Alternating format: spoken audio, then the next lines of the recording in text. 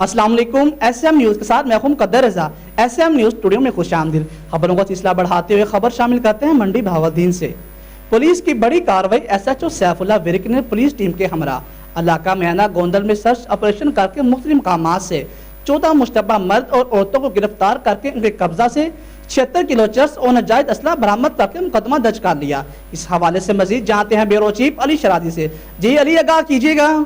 जी बिल्कुल। Gujranwala regional police officer रियाज नज़ीर गाड़ा की हिदायत पर डीपीओ मंडी बहावलदीन सैयद अली रजा की जेर निगरानी डीएसपी फहर बशीर और SHO सैफुल्लाह विरक ने पुलिस टीम के हमरा मियाना गोंदल गांव में सर्च ऑपरेशन करके 76 किलो चरस बरामद कर ली, जिसकी मालियत करोड़ों में है।